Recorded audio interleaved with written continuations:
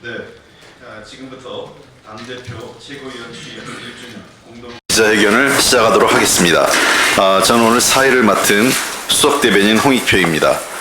당원의 선택을 받아 선출된 당대표와 최고위원은 새로운 민주당, 새로운 역사에 책임을 다하기 위한 다짐과 함께 임기를 시작하였습니다.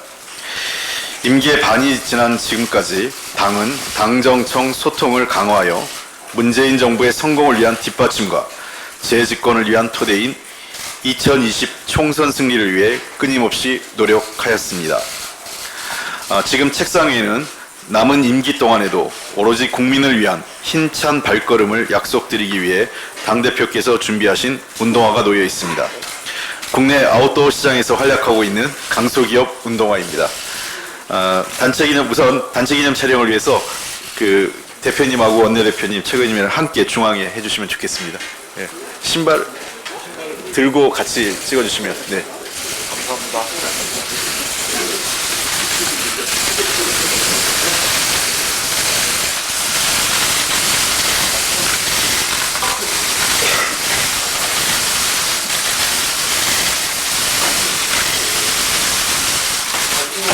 열심히 쓰시기 바랍니다.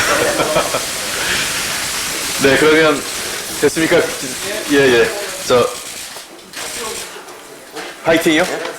예, 그러면 더불어민주당 하면 화이팅, 그리고 문재인 정부 그러면 화이팅 해주십시오.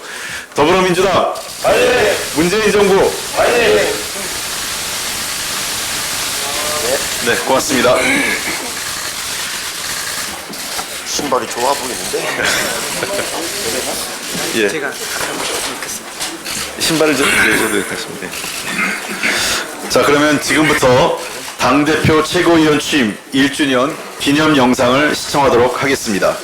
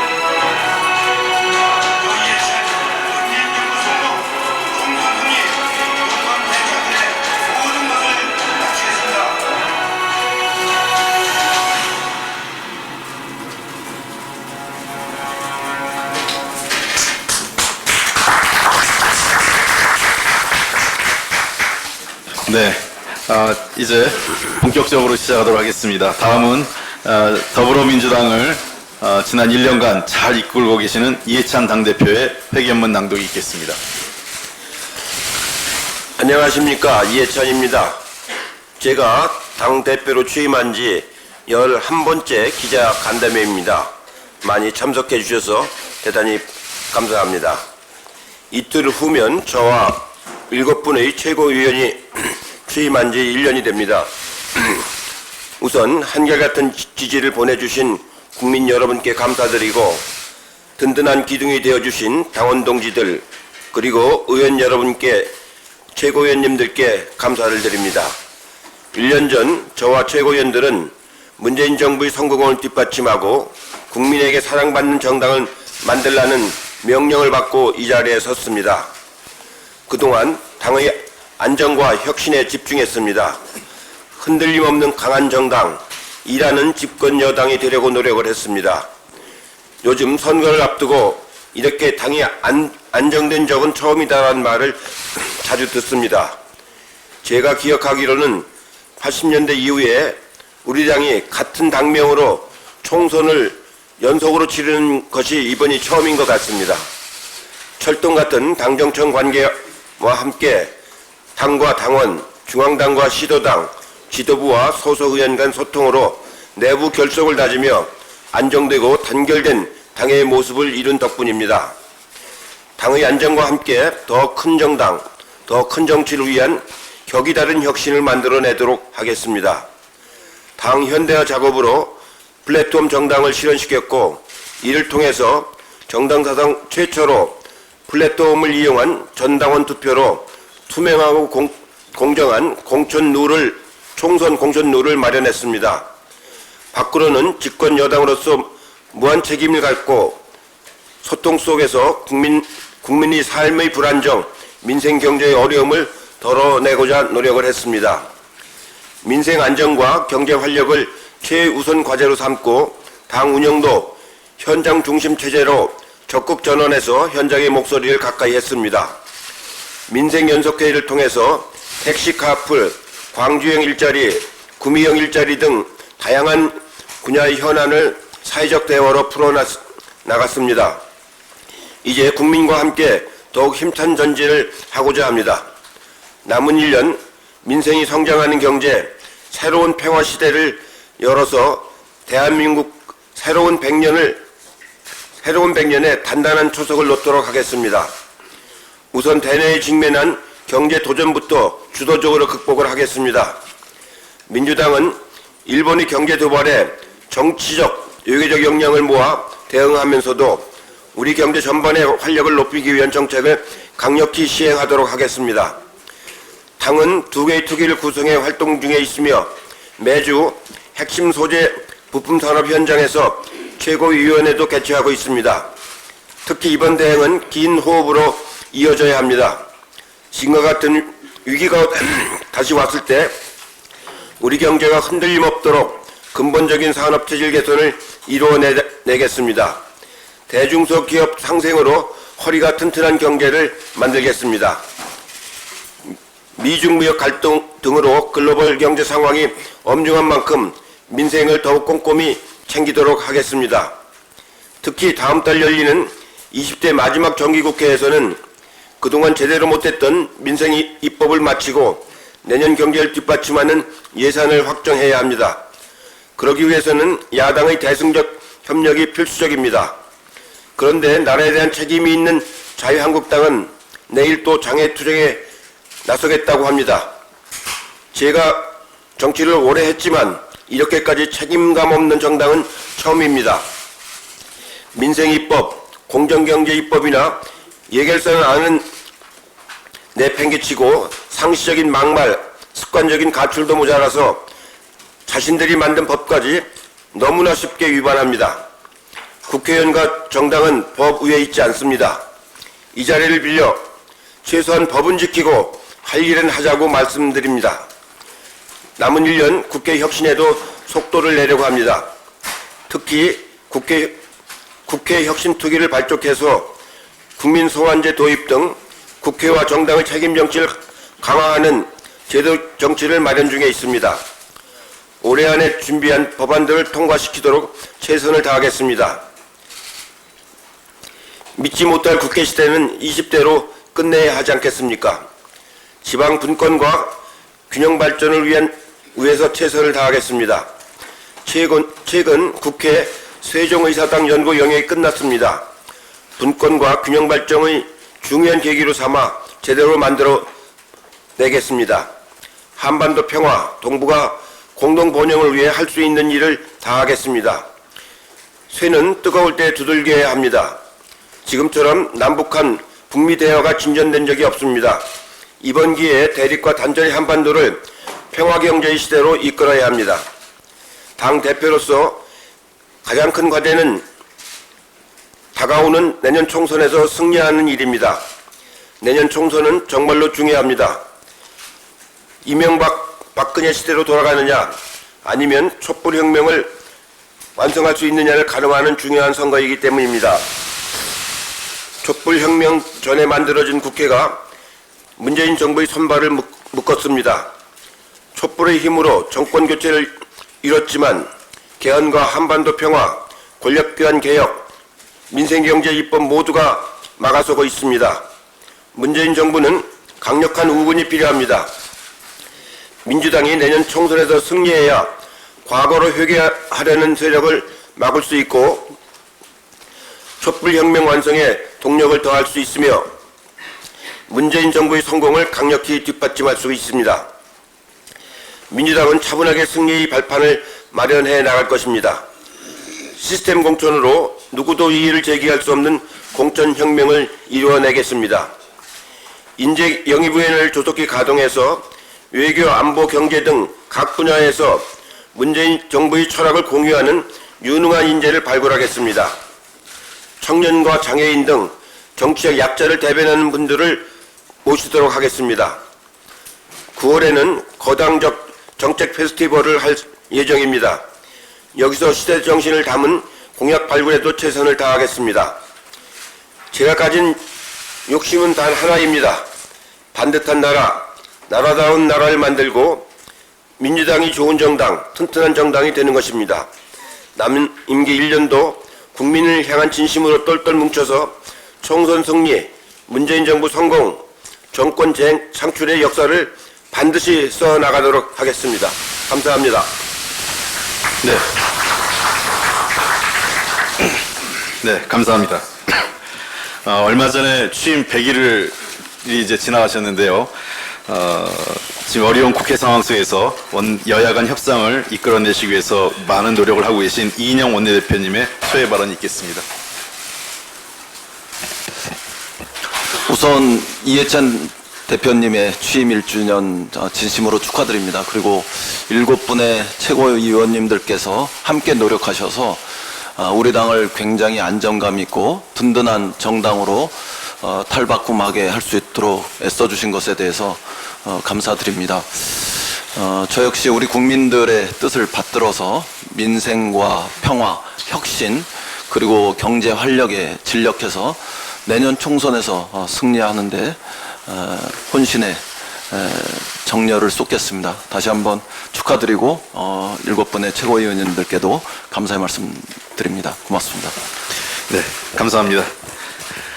이제부터 최고위원님들의 말씀을 듣겠는데요. 대표님과 함께 1년이 됐습니다. 우리 최고위원님들께서 모든 분야에서 여러 활동을 하고 계시지만 특히 각각 당 현대화, 자치분권, 한반도 평화, 민생, 청년, 노동 분야 등의 또 주요 역할까지 분담해 주시면서 최선의 역할을 다해주고 계십니다. 우선 당 현대화 추진 특별위원회와 국회 혁신 특별위원회 위원장으로서 힘써주고 계신 박주민 최고위원의 소회 발언이 있겠습니다. 예, 좀 반성과 다짐의 말씀을 드리고자 합니다. 제 딸이 태어날 무렵부터 최고위원 선거가 시작된 것으로 기억하고 있습니다. 지금 제 딸은 2m 정도는 혼자 걸을 수도 있고 기저귀 같은 간단한 단어는 말할 수 있게 됐습니다. 태어났을 당시하고 비교하면 엄청난 변화라서 제 짝꿍하고 저는 항상 그리고 매일 많이 놀라고 있습니다.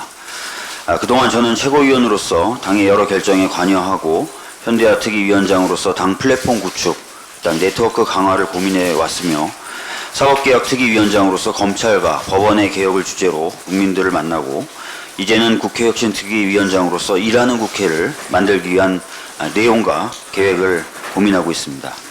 또 당의 젊은 의원으로서 2030 컨퍼런스를 통해 청년들이 직접 청년을 위한 정책을 만들 수 있도록 돕고 있습니다. 그렇지만 제가 그동안 얼마만큼 성장을 했고 또 당이나 정치, 사회의 발전에 얼마만큼 기여를 했는지에 대해서는 그렇게 자신 있게 답변을 못할 것 같습니다. 솔직히 아쉬운 점들이 많습니다. 특히 힘없는 자들이 힘이 되겠다고 했던 제 최고위원 선거 캐치프레이즈에 비춰봤을 때 좀 더 부끄러워지는 것이 사실입니다.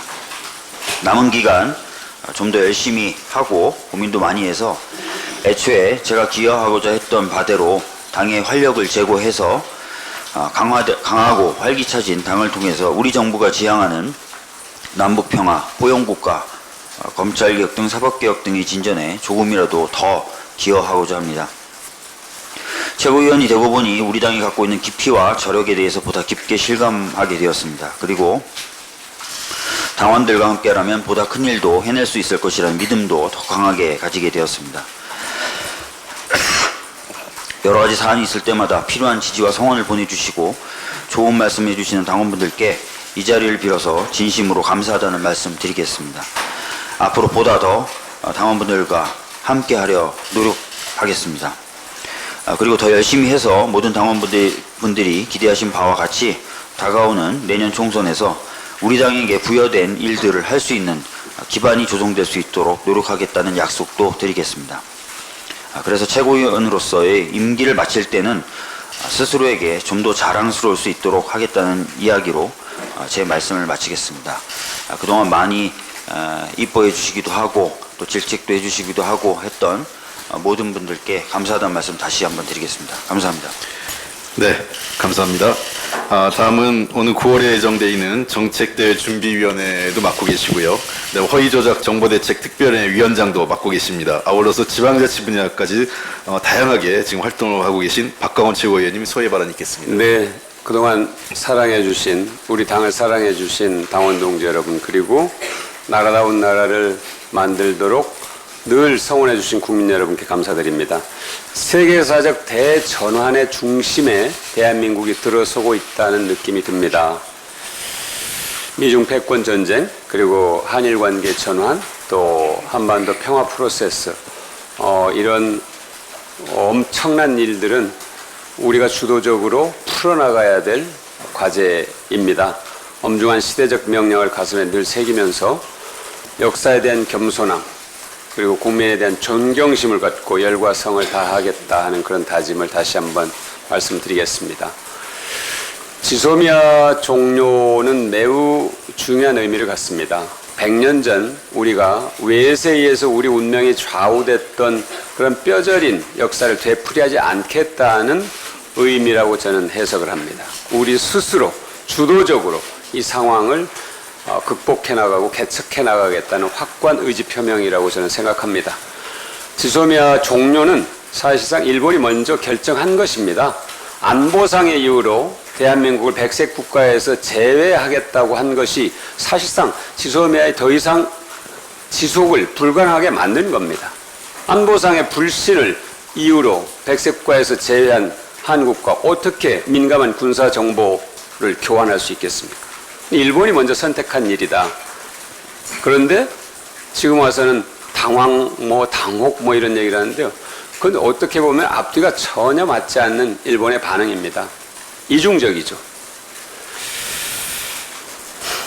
또 우리 국내에서 일부 정당이 조국을 덮으려고 지소미아를 꺼냈다. 저는 이 얘기를 듣고 참으로 이 양반들이 국익과 정략적 이해를 혼동하고 구별하지 못하는 저차원적인 생각을 하는구나. 어떻게 가장 민감한 국익과 관련된 사안을 이렇게 정략적으로 생각하는가? 그분들의 머릿속에 늘 정략만 들어있는가 하는 제가 반문을 하고 싶습니다.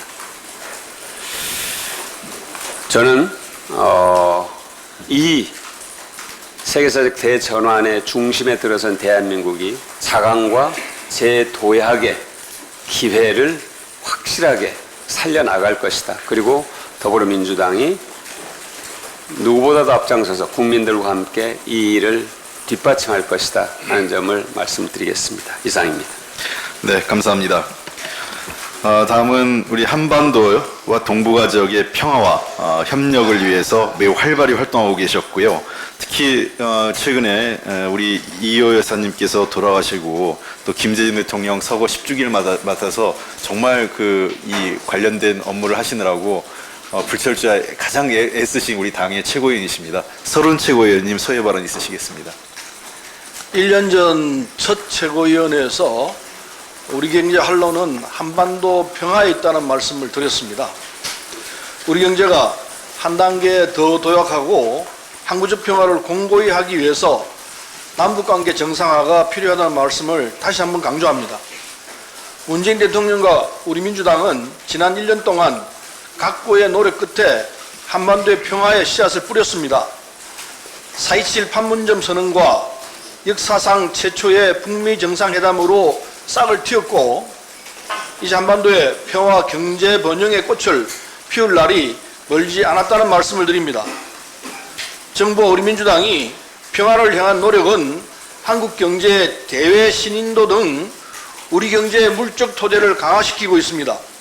지난 한 해 동안 대한민국에 대한 외국인 투자는 269억 달러로 사상 최대 규모를 기록했습니다.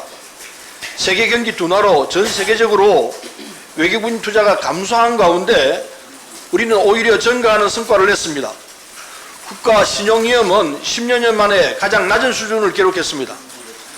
한반도 평화가 한국 경제의 선순환 구조를 강화하면서 평화가 곧 경제라는 것이 입증되고 있습니다. 우리는 이 역사적 기회를 놓쳐서는 안 됩니다. 항구적 평화와 번영을 위해 반드시 분단을 극복하고 남북 공동동맹의 시대를 열어야 한다고 봅니다. 평화를 향한 발걸음은 돌아가기도 하고 멈춰서기도 하고 때론 뒷걸음치기도 할 것입니다. 대결과 갈등의 정전 66년을 극복하고 평화의 봄을 맞는 일이 쉽지 않겠지만 우리가 포기하지 않는 한 봄은 오고 말 것입니다. 북한에도 한마디 하겠습니다. 문재인 정부가 내민 손을 잡을 때 북한의 협상력도 높아진다는 사실을 잊지 말기 바랍니다. 우리 정부를 배제하고 미국과 단독으로 협상을 할 수 있다고 믿는다면 그것은 착각이고 잘못된 생각입니다. 한반도 문제 당사자는 남과 북입니다. 남한의 대화 요구에 묵묵부답 혹은 비난으로 일관하면서 군사 더블로 한반도 긴장을 높여 미국과 단판 짓는 방식은 이제는 버려야 할 옛날 방식입니다. 앞이 잘 보이지 않는 어려운 시기일수록 함께 길을 찾으려는 노력이 중요합니다. 도를 넘은 막말과 비방은 긴장 완화와 관계 개선에 전혀 도움이 되지 않습니다. 대화 분위기 조성에 함께 협력해 주길 바랍니다. 젊은 지도자인 김정은 위원장이 한반도의 운명과 미래를 논하는 자리에 함께 하시기를 바랍니다. 이상입니다. 네, 감사합니다. 지금 당의 청년 미래연석회의 공동장으로 계시면서 일자리와 그다음에 여러 가지 경제적 어려움으로서 힘들어하는 우리 대학생, 청년들의 대변하고 그들의 정치 참여를 확대하기 위해서 노력하고 계십니다. 이제 이 단순히 청년 세대를 대변하는 게 아니라 미래 대한민국 정치를 책임지시는 김혜영 최고위원의 소회를 받겠습니다. 예, 더불어민주당의 청년미래연석회의 의장으로서 조국 후보자 인사청문회 입건에 대하여 의견을 밝히고자 합니다. 교육은 우리 사회의 격차 완화를 위한 수단이 되어야 합니다. 그러나 현실은 부모의 재력이 자녀의 학력과 소득으로 대물림되고 있습니다. 우리는 이러한 대물림 구조를 반드시 개선해 나가야 합니다. 후보자 딸의 논문과 대학 및 대학원 입시와 관련한 부분은 그것의 적법, 불법의 여부를 떠나 많은 국민들이 납득하기 어려운 부분으로서 조국 후보자의 진심 어린 사과와 함께 인사청문회에서 진실된 사실관계를 명확히 밝혀주길 바랍니다. 웅동학원에 대한 일련의 사안에 대해서는 비록 후보자가 직접적으로 관여한 사실이 없다 하더라도 학원의 이사로서 무관하다고 할 수는 없습니다. 때문에 이 부분에 대해서는 후보자가 이사로서 선관주의 의무를 다하였는지, 선관주의 의무 위반이 인정된다면 그 불법성과 비난 가능성의 크기는 어느 정도인지가 인사청문회에서 철저하게 검증되어져야 할 것입니다. 사모펀드 투자와 관련한 부분에 대해서는 후보자가 고위공직에 있으면서 직무상 취득한 정보를 이용한 사실이 있는지 혹은 이용할 수 있는 개연성이 있는지 여부가 인사청문회에서 철저하게 검증되어져야 할 것입니다. 많은 의혹을 제기하고 있는 자유한국당은 조국 후보자의 검증을 위해 법이 정한 청문 기한 내에 인사청문회를 실시할 수 있도록 협조해야 할 것입니다. 의혹만 제기하고 인사청문회를 미루는 것은 책임 있는 자세가 아닙니다. 그리고 후보자 가족의 개인적인 부분에 대한 공개와 비난은 그쳐주시기를 부탁드립니다. 이것은 여당 국회의원으로서가 아니라 한 인간으로서 드리는 부탁입니다. 후보자 선친의 묘가 촬영되어 공개되는 일까지 벌어지고 있습니다. 너무 심합니다. 앞으로 있을 인사청문회를 통해 조국 후보자가 법무부 장관으로서의 직무를 수행할 능력과 의지가 있는지 여부가 밝혀질 것입니다. 또한 조국 후보자는 자신에 대한 여러 의혹들에 대하여 국민들이 납득할 수 있도록 명명백백하게 밝혀야 할 것입니다. 인사청문회를 통해 국민들께서는 조국 후보자가 법무부 장관으로서 적합한지 여부를 판단해 주실 것입니다. 이상입니다. 네, 감사합니다. 다음은 이 민색연석회의 운영위원장을 맡고 계시고요. 늘 민생 문제, 그리고 더 나아가서 대한민국 여성과 이 여성들의 정치 참여 확대를 위해서 노력하고 계신 남인순 최고위원의 소회 발언이 있겠습니다. 네, 이해찬 당대표님을 비롯해서 1년 동안 동고동락을 해온 우리 최고위원님들, 그리고 당사자분들, 당원님들, 그리고 우리 언론인 여러분의 노고에 감사를 드립니다. 저는 민생과 여성을 담당하는 최고위원으로 현장과 소통하면서 산적한 민생 문제 해결을 위해서 부지런히 뛰어왔습니다. 저희 최고위원 출마 핵심 공약이었던 민생연석회의 상설 운영을 통해서 내실있는 성과를 만들어 왔는데요. 특히 저는 당과 그리고 민생단체가 협치를 할 수 있는 그런 거버넌스 구조를 만들었다는 점에서 그 민생연석회는 굉장히 의미가 있다고 저는 생각을 합니다. 작년 10월에 저희 민생단체와 함께 그 공식 기구로 출범을 해서 그 당시에 소상공인과 자영업자들이 큰 고통을 겪고 있었던 민생 문제 해결을 위해서 카드 수수료 인하를 힘있게 해냈고요. 그리고 태안 화력발전 청년 비정규직 노동자 사망 사건과 관련해서도 위험의 외주화 방지를 위한 소위원회를 만들어서 현장을 방문하고 또 정부와 수차례 논의를 통해서 대책을 마련해 나갔습니다. 이외에도 여러 가지 그동안의 성과들이 있었고요. 그렇지만 좀 아쉬운 부분은 저희가 편의점 문제를 해결하기 위해서 최저수익 보장 등의 문제를 해결하고자 했으나 아직 합의에 이르지 못했고요. 그리고 비정규 노동이나 또 농어민 문제에서도 아직도 해나가야 될 일들이 많다는 점을 말씀을 드립니다. 그리고 저는 또한 이제 여성 최고위원으로서 여성의 정치 참여 확대를 위한 위원회 구성을 당규에 정비를 해서 가동할 수 있도록 만들었고요. 또 여성 가산점을 20에서 25%를 확대해서 여성의 정치 참여 확대를 위한 우리 당의 노력을 만들어냈습니다. 그리고 앞으로 또 젠더폭력 상담 신고센터를 또 추진해서 앞으로 우리 정당이 보다 양성평등한 정당으로 거듭나도록 하겠습니다. 네, 돌아보면은 굉장히 아쉬운 부분이 많습니다. 마지막으로 소회를 한마디 드리면, 저는 이제 민생과 혁신을 내걸었었는데요. 사실은 혁신적인 어떤 가치나 정책이라고 하는 부분들은 국민이 체감할 수 있을 때 지지를 받는다고 생각을 합니다. 그러기 위해서는 이런 혁신과 민생을 실천해 나가는 어떤 민주당과 그리고 정부가 늘 거듭나야 된다고 생각합니다. 저 또한 더 낮은 자세로 또 국민과 소통하면서 더 노력하도록 하겠습니다. 감사합니다. 네, 감사합니다. 다음은 노동이 존중받는 세상과 이를 실천하는 민주당을 위해서 늘 애쓰시고 계십니다. 일하는 사람을 대변하고 일하는 사람들의 희망을 만들기 위해서 노력하고 계신 이수진 최고위원님 소회 발언 있겠습니다. 네, 이 자리에 계신 모든 분들께 먼저 감사 인사 올리겠습니다. 노동 부분을 대표해서 최고위원으로 지명을 받아 당 활동을 하며 대한민국 2천만 노동자들의 삶이 조금이라도 나아지게 하기 위해 저 역시 부족했지만 열심히 뛰었습니다. 열심히 일하는 사람들의 올바른 정치에 대한 염원도 매우 컸고 이해찬 당대표님과 이인영 원내대표님을 비롯한 당의 많은 분들께서 각별히 관심을 가져주셨고 당내에 울려 퍼지는 다양한 목소리들을 확대 간부회의에서도 민주적으로 수렴해 주셨기에 앞으로도 노동 관련 현안들이 잘 처리될 것으로 기대합니다. 또한 우리 사회 갈등과 다양한 입장을 해결하기 위한 사회적 대화들이 향후에는 잘 가동되어 서로가 이해하고 배려해주는 따뜻한 사회가 되길 간절히 바랍니다.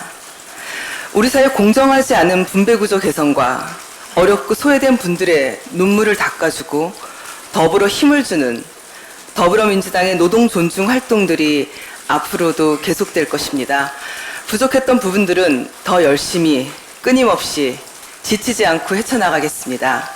한 가지 더 말씀드리겠습니다. 어제 2020년 건강보험 요율 인상이 3.2%, 직장 가입자 평균 월 3,650원, 지역 가입자 가구당 월 평균 2,800원가량 인상 결정되었습니다. 건강보험 정책심의위원회의 가입자 대표들의 건강보험 국고지원 확대를 위한 국민건강보험법 개정을 요구하며 향후 노력해달라는 부대 의견과 함께 격론 속에 늦은 밤에 결정되었습니다. 국민들의 건강권이 지켜지고 문재인 케어로 불리우는 건강보험 보장성이 더욱 강화되기 위한 우리 모두의 노력입니다. 가족 중에 누군가가 아팠을 때 돈 걱정 없이 치료받고 돌봄을 받는 그런 사회로 한 걸음 한 걸음 다가가도록 당도 최선의 노력을 다하겠습니다. 이상입니다. 네, 그 지역 균형 발전과 모든 지역이 균형 있게 발전할 수 있는 그 자치분권을 위해서 여러 방면 노력하고 계십니다. 이영석 최고위원 소위 발언 있겠습니다. 예. 훌쩍 또 1년이 이렇게 지났습니다. 대표께서도 말씀을 하셨습니다만 같은 당명을 가지고 지금 치르는 2020년 총선이 처음인 것 같다 이렇게 말씀을 하셨는데 저 기억에는 총선 1년 전에 공천룰을 확정했던 그 기억도 저는 없었던 것 같습니다. 1년 전에 2020년 총선을 앞두고 공천 룰을 확정하고 그리고 플랫폼 정당으로 또 시스템 정당으로 이렇게 나아갈 수 있는 기틀은 이해찬 대표님의 리더십에서 비롯된 것이 아닌가 하는 측면에서 대표님에게 감사하다는 말씀을 드리고요. 자치분권 분야에서는 저희들이 제2 이제 국회 즉 세종의사당 추진을 하고 있습니다만 그럼에도 불구하고 많은 부분에서 다소 좀 미흡한 부분이 있어서 안타깝게 생각을 합니다. 최근 언론에 보면 오는 9월이면 수도권 인구가 이제 과반을 넘길 것이다는 예측들이 나오고 있고 아직도 수도권 집중 현상이 계속되고 있어서 저희 당에서 자치분권과 관련된 특히 지방분권과 관련된 노력들을 더 많이 기울여야 되겠다는 생각을 갖습니다. 공공기관 지방이전 시즌2를 비롯해서 많은 부분에 대한 노력들을 앞으로 기울여야 되겠다는 생각입니다. 돌이켜보면 가장 의미 있었던 것은 저는 제조업 르네상스 시대를 만들어갈 수 있는 단초를 제공한 지난 연말에 광주형 일자리가 타결된 부분에 크게 의미를 두고 있습니다. 대통령께서 말씀하셨던 또 연방제 수준의 지방 분권을 해내겠다는 그 뜻을 되새겨서 앞으로도 자치 분권 분야에 더욱 노력하는 앞으로의 1년을 최고위원으로서 역할을 다할 계획입니다.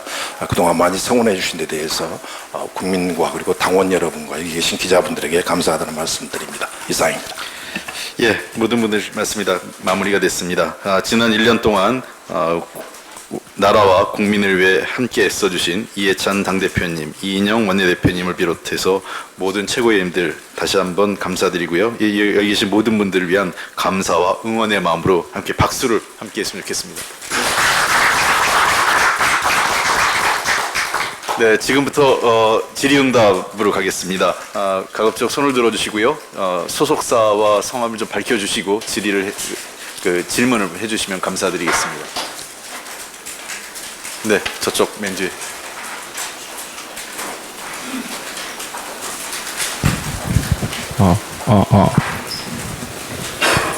네. MBC의 손병산 기자입니다. 일단 취임 1주년 축하드리고요. 일단은 그 대표님 기자회견문 보면 이제 촛불혁명의 완성이 총선 승리다 이렇게 말씀을 하셨는데, 사실 촛불혁명의 정신이 공정한 사회, 반칙 없는 사회 이런 거를 얘기했을 텐데, 사실 국민들이 요즘에 볼 때는 이제 민주당도 이제 구세력이랑 마찬가지 아니냐, 역시나 특권을 누렸던 것 아니냐, 이런 좀 의문, 의심들을 갖고 있는데요. 여기에 대해서 어떻게 좀 정책적으로나 바꿔 나갈 건지 좀 문의드리겠습니다. 예, 민주당이 물론 지금 우리나라에서 활동하는 다 당들은 다 구세력이라고 볼 수가 있지요. 예, 민주당만이 아니고. 근데 민주당은 이제 특히 집권 세력이니까 그런 지적이 있을 수가 있다고 생각하는데, 그렇기 때문에 계속해서 혁신을 해나가는 노력이 필요하다고 봅니다. 아마 세계 여러 개의 정당이 있는데 그 중에서 플랫폼을 구축해서 전당원 투표제를 온라인으로 실시하는 그런 당은 우리 당이 세계 최초일 겁니다. 부분적으로 그렇게 하는 당들은 있는데 전당원이 그렇게 하는 경우는 세계 최초입니다. 이렇게 당의 체계를 혁신해 나가서 새로운 세대의 요구에 부응해 나가는 그런 노력을 부단히 끊임없이 해나가는 것이 매우 중요하다고 생각을 합니다. 아까 저도 말씀드리고 최고위원도 말씀드렸지만 공천 시스템을 체계화해서 후보 예정자들이 마저 예측 가능할 수 있게끔 이렇게 만든 것도 아마 세계 최초일 겁니다. 이렇게 정당원 혁신해 나가는 것이 굉장히 중요한데, 그 자체를 하나도 인정하지 않고 구세력이라고 한다면은 그건 어쩔 도리가 없습니다. 네, 다음 마이크를 좀 써주시죠.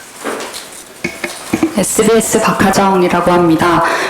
아까 공정 이런 얘기가 나왔는데요. 지금 조국 후보자 관련해서 예전에 했던 본인의 말과도 다르다, 특정 계층만이 누릴 수 있는 것을 다 누린 거 아니냐, 이런 측면에서 국민들이 많이 분노를 하고 있는 거라고 생각을 하는데, 그런 측면들, 특히 딸 관련 의혹이라든가 지금까지 확인되고 나온 것들이 어떤 그 후보자의 결격 사유나 그런 부분에 해당하지는 않는다고 보시는지 궁금하고요. 또 하나만 추가해서 지금 한국당에서 3일 동안 청문회 하면 한다, 사흘 동안이라고 말을 했는데 그 제안에 대해서는 어떻게 보시는지 궁금합니다. 예, 국민들께서 조국 후보자 논란에 관해서 굉장히 속상해하시고 걱정도 많이 하시는 걸 잘 알고 있습니다. 집권 여당의 당 대표로서 이 점에 대해서는 정말로 송구스럽게 생각을 하고 죄송스럽게 생각을 합니다.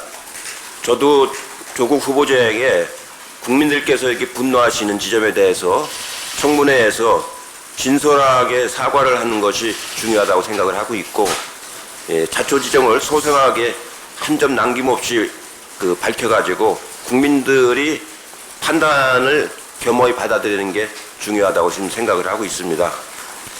그러기 위해서 청문회를 이제 빨리 반드시 해야 되는데, 3일 청문회라는 말은 제가 처음 들어보는 얘기입니다. 국무총리 청문회도 이틀 합니다. 이틀 하는데 장관 청문회를 3일 하겠다는 얘기는 청문회장을 뭘로 만들려고 하는 건지 참 저희가 의심스럽게 짝이 없습니다. 매사를 이렇게 정치적인 판단을 뭐랄까요, 정략적으로만 하는 이런 태도는 버려야 합니다. 그래야 정치를 하는 것이, 그렇게 하려면 집에 가서 다른 일을 하는 게 낫지. 그 국회에 와서 이런 정략적인 태도를 언제까지 견제할 겁니까? 그러니까 문제는 제일 중요한 거는 그 조국 후보자가 검찰개혁, 사법개혁을 얼마나 잘할 것인가를 판단하는 그런 정책적인 청문회가 되는 게 매우 중요하다고 생각을 하고 있습니다. 네. 또 다른 아까 저 뒤에 한 분 손들었던 없으신가요? 예. 질문 없으십니까? 네. 저쪽에. 한 가지 더 붙인다면은 그 자유한국당이 이렇게 청문회 날짜를 잡지를 않고 계속적으로 이게 정략적으로 임한다면은 어제 이인영 대표가 말씀하신 그 국민청문회 이런 것을 해서라도 국민들에게 그 자세한 내용을 소상히 밝히는 것도 의미 있는 일이라고 생각을 합니다. 네. 예, 취임 1주년 축하드립니다. CBS 박희원입니다. 그 조국 후보 살리기도 살리기지만 그 이번 지소미아 종료 결정이 평화와 정의당처럼 연장 반대파와의 공조 강화에 있어서 긍정적인 역할을 할 거라는 기대도 있는데 이거에 대해서 어떻게 생각하시는지 여쭙겠습니다. 예, 지소미아 문제에 관련해서는 저도 그렇고 우리 최고위원님들이 그 일본의 경제 도발이 시작됐을 때부터 상당히 깊이 고민도 했고 논의도 많이 해왔습니다. 이건 우리 동북아의 그 평화 체제와 관련된 매우 중요한 사안이기 때문에 고민을 많이 해왔는데 실제로 우리 아까 박거원 최고위원님 말씀하신 것처럼 전략적 물자라는 이름으로 그 경제 도발을 해왔습니다. 실제로 전술적인 자원이 아닙니다. 특히 포토 레지스트 같은 경우는 전혀 그 전략 물자가 아님에도 불구하고 전략 물자의 맞은 안정적 관리가 안 된다라는 그 명분을 내세워서 그 경제 도발을 했기 때문에 그거는 상호 신뢰를 처음부터 일본이 그 깨기 시작한 겁니다. 그래서 여러 가지 고민 끝에 그런 신뢰를 복원하기 위해서라도 이번에는 단호하게 대처해야겠다는 게 정부의 태도였던 것 같고 당도 같은 입장을 지금 가지고 있습니다. 네. 여기, 네, 연합에서. 네, 연합뉴스 김여솔입니다. 대표님이 여성 정치참여 확대위원회나 그런 자리에서 공식 석상에서 여성 공천 30% 의무화를 여러 번 약속을 하시고 또 강조를 하셨는데 지금 그 약속에 변함이 없으신지 또 실현 가능성에 대해서 어떻게 보고 계신지 궁금합니다. 예, 그건 제가 약속일 뿐만 아니라 우리 당규에 그렇게 명시되어 있습니다. 그 전에는 하도록 한다라고 되어 있는데 지금은 하여야 한다라고 당규에 명시되어 있기 때문에 약속을 지켜야 합니다. 그걸 지키려고 지금 노력을 하고 있고, 우리 그 남인순 최고를 비롯해서 우리 여성 의원님들이 그에 필요한 인재를 발굴하기 위해서 여러 가지 백방으로 지금 노력을 하고 있습니다. 네. 네, 다른 예. 정규 얘기. 예. 요 마이크. 여기 마이크 있으세요. MBN의 정규혜 기자입니다. 두 가지만 여쭙겠습니다. 좀 1주년 축하드리긴 하는데 좀 무거운 두 가지 질문인데요. 뭐 조국 수석에 관련된 질문들이 계속 있는데 어쨌건 가장 중요한 게 조국 수석 자체도 중요하지만 이게 전체적으로 청와대라든가 여당 전체적으로 화살이 오고 있습니다. 특히 청년층 20대, 그다음에 그 학부모 50대의 분노가 상당히 크다. 그리고 상당한 지지층 중에서 이제 그 적극적인 지지층 외에는 상당히 심리적으로 이탈하고 있다, 이런 부분들의 분석이 많이 있거든요. 당에서 계속 20대에 대한 고민이 많았는데 이게 단순한 조국 후보의 문제는 아닌 것 같고 앞으로 이 문제를 어떻게 해결하실 건지, 그 다음에 청문회에서 이 문제가 해결이 적정한 소명이 잘 안 될 경우 당에서도 여러 가지 뭐 자진 사퇴를 권고하다든가 이런 생각도 고민을 하고 계신 건지를 좀 묻고 싶고요. 두 번째로 지소미아 파기 관련돼서 그 안보 보란을 이제 야당이 지적을 하고 있죠. 그렇지만 실제적인 영향은 경제적으로 나타나는 경우가 많이 있습니다. 오늘 주식시장도 많이 영향을 받고 있는데 경제적으로 한일 관계가 계속 악화되는 것으로 인해서 문제가 더 심각해질 수도 있고 경제적으로 영향을 더 받을 수도 있다. 그렇다면 우리의 플랜은 무엇인가, 그런 게 준비가 돼 있는가, 이런 거에 대한 질문을 드리고 싶습니다. 이상입니다. 예, 그 조국 후보자에 관련된 아까도 말씀을 드렸습니다만 특히 20, 30대 젊은 층들이 공정성이 없지 않았느냐는 그런 그 평가를 하면서 여러 가지 비판이 있다는 걸 잘 알고 있습니다. 실제로 그 어떻게 보면은 그 우리 사회에서 조국 후보자만큼 그렇게 말하자면 유족하거나 그런 사람들이 극히 일부 아닙니까? 그렇기 때문에 그런 공정성이라든가 이런 소외감 이런 것은 저희 충분히 이해를 하고 그렇기 때문에 당도 그렇고 청와대도 그렇고 후보자 자신도 그렇고 훨씬 더 국민들에게 말하자면 진솔한 마음으로 이해를 구하는 그런 자세로 임하고 또 나중에 법무부 장관이 돼서라도 그런 것을 말하자면 일로서 보여줘야 그 젊은 사람들 그 국민들의 마음을 위로하고 그 불신을 해소할 수 있다고 지금 생각을 하고 있습니다. 그런 점에서 저도 조국 후보자한테 그 요청을 했습니다. 훨씬 더 진솔한 마음으로 모든 사안에 임해달라는 것을 그 제가 3일 전인가요? 요청을 한 바가 있습니다. 예, 정치라고 하는 게 그 사람 국민들의 어떤 신뢰와 공감을 얻어야 하는 거기 때문에 그동안에 살아온 거에 좀 여러 가지 문제가 있다 하더라도 진실하게 진솔하게 앞으로 임하는 것이 매우 중요하다고 생각을 하고 있습니다. 지소미아 문제도 아까 말씀드렸지만 이게 굉장히 그 어떻게 보면 중요하면서도 어떻게 보면은 좀 그 깊이 다시 생각해야 될 사안입니다. 지소미아를 도입한 게 2016년인데 그 전에 2014년인가 15년 무렵에 몰래 12년인가요? 예, 몰래 도입하려던 저한테 적발이 돼가지고 취소가 된 적이 있었습니다. 합의 직전에 그때는 군사정보교류라고 안 하고 그냥 한일 정보교류라고 해가지고 뭐가 뭔지 모르게 위장을 했다가 제가 적발을 했는데 그러고 나서 이제 2016년에 다시 도입이 돼가지고 지금까지 진행이 돼 왔는데 사실은 정보교류가 그렇게 많았던 건 아니에요. 미사일을 많이 쏠 때 이제 주로 정보교류를 하고 최근에는 정보교류가 거의 또 없었습니다. 그렇기 때문에 이것을 종료시킨다고 해서 갑작스럽게 무슨 동북아에 안보 불안이 생기거나 그런 건 아닙니다. 이게 없다 하더라도 T4라는 그 3국 간의 정보 공유하는 협약이 있습니다.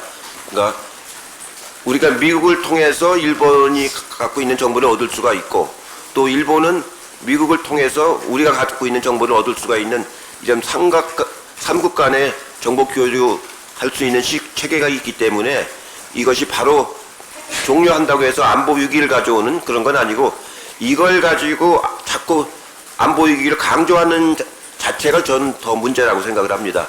그 기승전결 안보, 기승전결 조국 이런 식으로 맞으면 끌어가는 그런 자세가 문제고 이게 마치 그 한일 관계가 뭐 굉장히 악화되는 것처럼 악화를 시킨 원인과 당사자는 고려치 않고 그의 피해를 보고 있는 우리를 향해서 맞으면 비난하는 정말로 친일파 같은 그런 행위는 그만해야 된다고 생각을 합니다. 그럴수록 이렇게 할수록 그 당은 자꾸 친일 프레임에서 벗어나지 못합니다. 우리가 친일이라고 하는 게 아니고 일반 국민들이 저 모습을 보면서 아, 저 사람들은 친일파에 가깝구나. 그런 성격을 가지고 있구나. 이렇게 되는 겁니다. 네. 또 다른 분 있으십니까? 한 2분 정도 더 받고 마무리할까 싶은데요. 있으십니까? 네, 저쪽 한 분 해주시고요. 네, 오마이뉴스 조혜지입니다. 연장선에 있는 질문 같은데 오늘 아침 자유한국당 황교안 대표나 나경원 원내대표가 이게 그 지소미아 파기 결정 문제 자체를 이제 조국 후보자에 대한 어떤 국민적 비판을 돌리고자 하는 어떤 여론전이 아닌가 이런 식으로 또 해석을 하셨는데 여기에 대한 대표님 입장은 어떤지 여쭙고 싶습니다. 아까 박광원 최고께서 말씀을 잘 하신 것 같은데 이 기승전 조국입니다. 지금. 모든 건 조국으로 통하는 거예요. 상식적으로 생각을 해보십시오. 이 조국 문제는 청문회 때문에 문제가 되는 거고, 지소미아는 그 동북아의 안보 체계에 관련되는 겁니다. 차원이 다른 문제입니다. 전혀. 그리고 조국은 법무부 장관 후보자지 국방부 장관 후보자도 아닙니다. 외교부 장관 후보자도 아니고, 그걸 모든 걸 갖다가 이렇게 기승전 조국 해가지고 마침 이렇게 입에 맞으면 떨어지지 않게 늘 그렇게 하는 건데, 그 정도의 판단력과 사고력이라면 정치를 안 하시는 게 낫습니다. 오히려 정치에 해악이 됩니다. 네. 정치라고 하는 것은 공적인 일이기 때문에 그 어떤 사안에 관해서 이게 어떤 의미가 있는지, 어떤 수준에 있는지 이런 걸 잘 가릴 줄 아는 그런 그 퍼블릭 마인드를 가져야지, 모든 것을 이렇게 아주 전술적으로 이렇게 생각하는 그런 태도를 가지면 국민들한테 공감을 얻질 못합니다. 네, 마지막 질문. 네. 안녕하세요. 한 가지만 더 말씀드리면, 정치라는 건 사회과학적으로 말하면 이 통시적 개념과 공시적 개념을 같이 볼 줄 알아야 되는 겁니다. 무슨 말이냐면, 이 사회 현상에는 여러 가지 현상이 있는 공시적인 존재가 있고, 이것이 어떤 맥락에서 내려왔느냐는 통시적인 맥락이 있는 겁니다. 그렇게 두 개를 같이 봐야 되는데, 아까 말한 지소미아는 우리 냉전 체제와 관련된 통시적인 개념이고, 그리고 현재 경제 보복하고 있는 공간적 개념에서 나온 것이고, 조국이라는 분은 사법계획 차원에서 나온 겁니다. 그렇기 때문에 공간의 개념이 다릅니다, 지금. 네. 안녕하세요. 프레시안 박정현입니다. 1주년 취임 축하드립니다. 이 대표님 1주년 맞아서 대표님 그 후보 시절 공보물을 다시 보니까 이제 거기에 선거제도 개혁이 대표님 공약으로 적혀 있는데, 이 본회의 표결까지 그때 그 의지 변함없이 가능하실지 궁금하고요. 한 가지 더 질문 드리자면, 그 지난 총선 때 민주당 포함한 정치권에서 미투에 대한 목소리가 있었는데, 당시 이 기관이 중요한 역할을 수행했던 것으로 알고 있어요. 남인순 최고위원 공약이기도 한 젠더폭력 신고상담센터 구체적으로 어떻게 진행되고 있는지 대표님께서 챙기시는지 궁금합니다. 예, 제가 전당대회 때 선거제도 개혁을 해야 된다고 공약을 했습니다. 실제로 지금 여러 당하고 협의를 해서 선거제도를 그 공약을 어떻게 이행할 건가를 해서 지금 그 신속 처리안 건 제도를 이제 올려놨습니다. 이번 정치개혁 특위에서 마무리를 져야 되는데, 선거제도라고 하는 건 그 하나의 룰을 정하는 거기 때문에 상대방하고의 충분한 협의를 통해서 만들어야 됩니다. 그렇기 때문에 굉장히 여러 가지 이해관계도 조정을 해야 되고, 그 제도의 합리성도 가져야 되고, 굉장히 어려운 그 협상 과제이기 때문에 앞으로 충분히 그 정개특위에서 그 처리를 해서 그 적어도 12월 15일 예비후보 등록하기 전까지 그 선거구가 획정될 수 있도록 신속하게 논의를 해나가도록 그렇게 하겠습니다. 또 요즘에 이제 젠더 문제에 관해서 굉장히 민감하고 그렇기 때문에 우리 남인순 최고께서도 많이 지금 준비를 하고 계신데, 예, 저도 세세한 내용까지는 충분히 알지 못하고 있는데, 우리 남인순 최고께서 좀 설명을 해주시면 어떨까요? 네, 지난번에 저희가 젠더폭력 상담 신고센터는 당규에 반영을 했고요. 지금 사무총장님 직속 기구로 두도록 되어 있어서 지금 준비 중에 있습니다. 네, 이제 이것으로 그러면은 당대표 최고위원 취임 1주년 공동 기자회견을 마무리하도록 하겠습니다.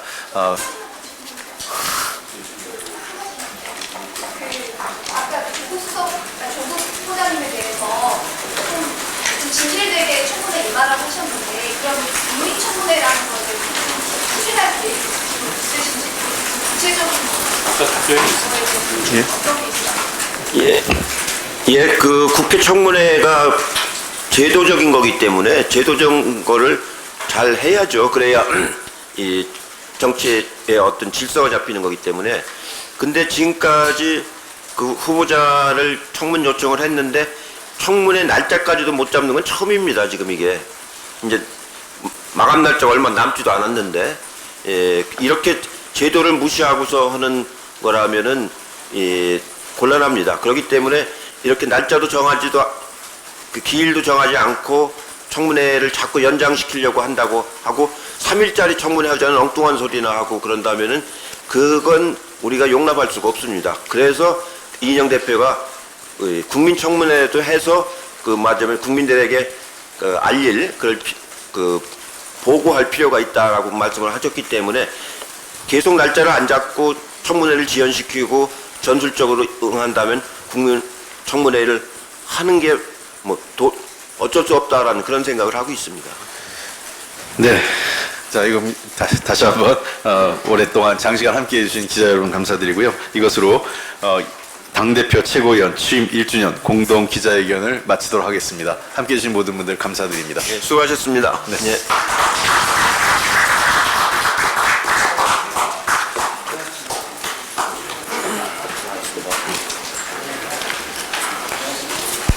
서 있으려면 다리가 아프죠.